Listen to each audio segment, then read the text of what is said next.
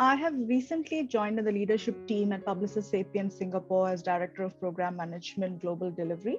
And PUBLICIS SAPIENT focuses on doing digital transformation projects in the FS and non-FS segments within the Southeast Asia region.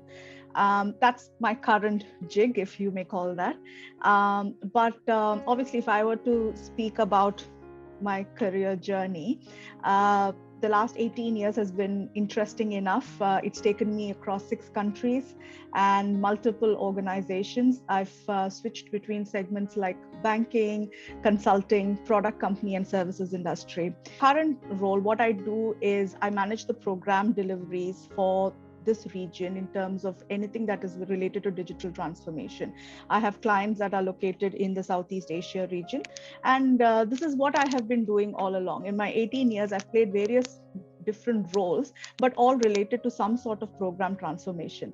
But interestingly enough, this is not something that I studied for or planned for from a career journey perspective. I did specialize in marketing and finance during my postgraduate degree in business administration. And I started my career off in corporate credit in a private sector bank in India. But very soon into that, I found out that there was this whole world of transformation programs that were being run back then for core banking solutions. And it seemed to be a very vibrant and a challenging environment where all the youngsters were. So that's where I took that first career switch, where I moved into information technology. I joined Infosys as an implementation consultant for their core banking product called Finacle. Many years into that, what I did is in that switch, I learned a lot of things that I didn't study for: coding, development, understanding an architectural layout, solutioning, and of course, project delivery. So 8 years into that, I decided to challenge myself again, and I moved into consulting, again in the financial services industry. And this time along, the reason why I did that was because it's such a fast-paced area, consulting. You're handling multiple clients at a time. So there's always that, not just challenge, but there's always some novelty in it because there's a new client that you're managing. And in that journey, I picked up other skill sets like pre-sales and procurement, contract negotiations, things like that, very specific to a client.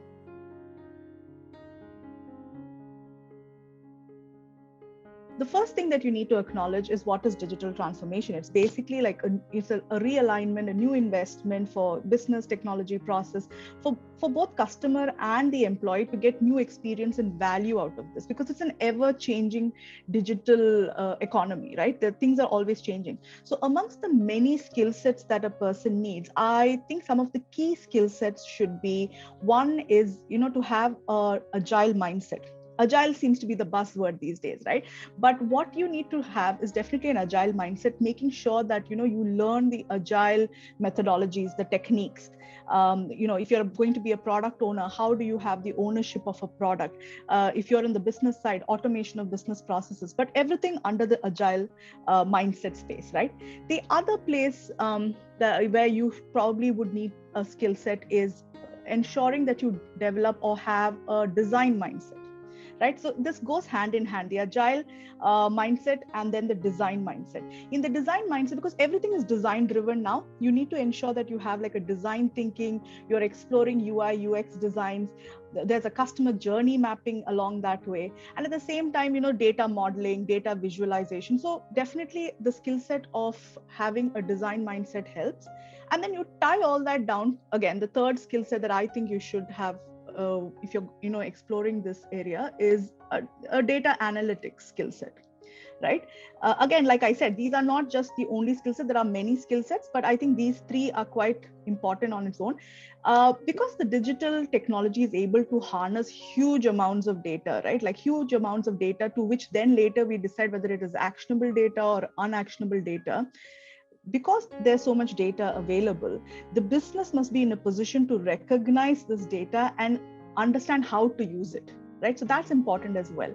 So some of the key skill sets, if I were to summarize for somebody who wants to be on the journey of digital transformation, is adopt an agile mindset, keeping in view a design thinking, and pay importance to data analytics, right? So this is for those who want to pursue that journey. But then for those who are early on, not for the experienced folks, but for those who are early on in their career, right? Somebody like me, having spent some years working, the things that I would have to say is, number one, may sound very cliche, but is hard work, right? There's like no shortcuts to hard work. Like the very early years of your career, put in those extra hours, put in that extra effort. There's no substitute for that. Put that in and you will slowly see it pay off in the years coming, right? So that's important. The other thing is always have a learning mindset. And this is important because, it's an ever-changing world. Add skills as you progress in your career. Just because, let's say, you graduated in accounting doesn't mean that you stick to only accounting in your journey. You add skill set along the way. If you want to become a manager, you need to have managerial skill set. So add those along the way. And then the third one, which I have as a person, I have that skill set, but a lot of people need to develop that, is adaptability. Right? People don't give enough importance to adaptability, especially because in an ever-changing world, nothing is ever constant. So you need to learn to adapt. So, reinvent yourself in a role. After a few years, if you have cemented your basics, reinvent yourself. Take uncomfortable roles so that you challenge yourself. There's learning opportunity. Adapt, not just in career, but also from a personality perspective, right? Like be flexible. Train yourself to react to unplanned situations. So, these are some of the things. I mean, there are so many things. Everybody would have a different answer to, what's going to make them successful. There's never a definite answer. But according to me, I think, adaptability, constantly learning things, constantly challenging yourself and putting in the hard work will really pay off.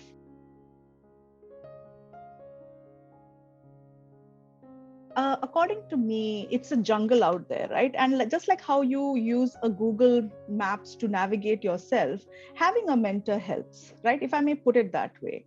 The thing is, if you find the right mentor, it helps you navigate your career as well as your personal growth. Like the mentorship does not need to restrict itself to only a career perspective. It can be on the personal growth front as well. But one thing everybody must acknowledge is that not everybody can be a mentor, or not everybody wants to be a mentor, right? You can approach leaders in the industry and go, can you be my mentor? They may not be ready to be a mentor, right? We need to acknowledge that it's not for everybody. It's not everybody's cup of tea, and it's not meant to be. No offense to anybody, right?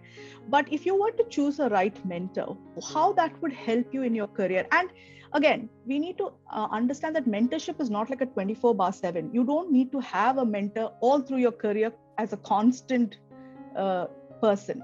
You just have to pick and choose moments that you want help to navigate and go forward, right? And for that, when you choose an ideal mentor, what happens is they help you navigate. They also help you tap their network. A lot of people don't understand that, that this is one thing that you can leverage out of a mentorship program. They help you tap the network that helps you expand your horizon, not just from a network perspective, but also from an interaction perspective. You're getting a very unbiased kind of a feedback from them, which may help you look at things in a different perspective. Again, majority of people have mentors who are more experienced, who are senior to them.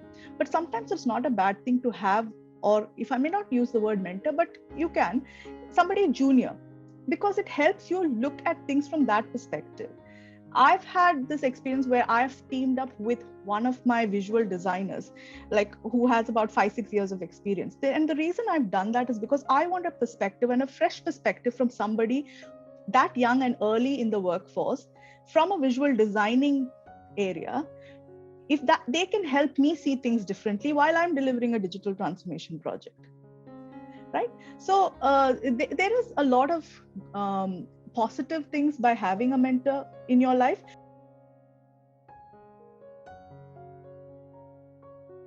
So first, for women in technology, I'm sure everybody relates to this if I were to put it this way, right? Life is a series of building, testing, changing, and iterating, right? And we just have to accept that. But this is not just for women in technology, it's for women across the workforce, right? I truly believe in having a diversity in the work area, but not just by gender, a diversity from all aspects, right? Because a diversity of thought, perspective, and behavior is very important for an inclusive environment in the workspace, right? So, but some of the things that, some of the feedback that I would have, or my message to women in technology would be that be bold, right? And a lot of time, women are very shy and hesitant to put forth their opinions. Come to the table and then discuss aspects from their point of view. Don't be bold, because that's the only way that you can be seen and heard. There's no point in filling the workforce with women and then not speak up, right? So I think everybody, not just women, but in general for women, be bold. The other one is you learn to express, not impress, right? Expression is so beautiful.